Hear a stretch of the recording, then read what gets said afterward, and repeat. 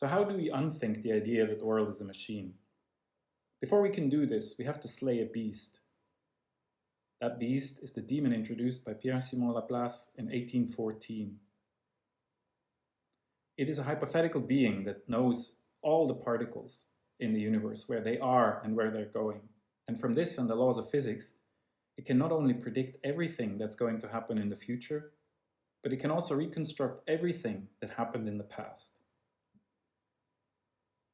It's an anthropomorphized metaphor for the idea of causal determinism.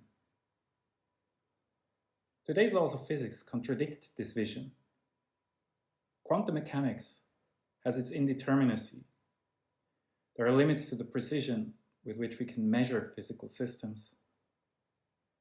Chaos theory tells us that unless we have unlimited measuring precision, we cannot predict the future dynamics. The laws of thermodynamics tell us that some processes are irreversible and we cannot reconstruct the entire past. So modern contemporary physics is not compatible with this kind of determinism. There's a weaker kind of determinism which simply says that every effect has a cause, but the future is not necessarily predetermined.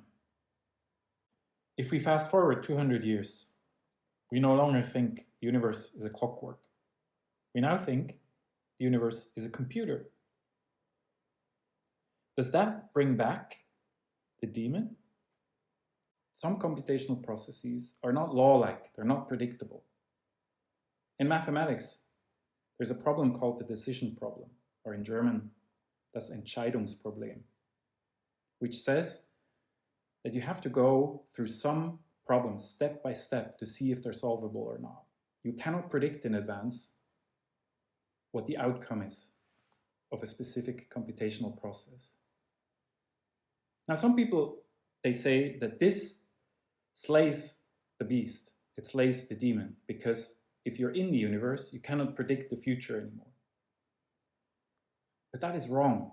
It's a fallacy. Because the demon is not part of the universe. The demon has unlimited power, unlimited resources, unlimited time. And even though we, human beings, may not be able to predict the future of the universe, the demon still can.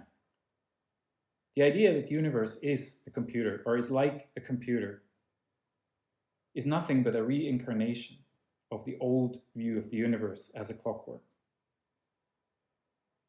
It is more subtle, more sophisticated, and more hidden. But still, there is no freedom in this view. Everything is predetermined in the end. Even though us limited beings will never know this.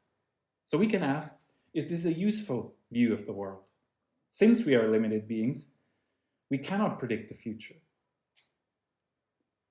What use is it to invoke that demon? What use is it to think of an ideal world in which we have unlimited resources and power to predict, to control, and to know? There is no answer to this question. What we need is a science for limited beings. What we need is to slay the idea of the demon completely. This is the first step toward a science for the 21st century.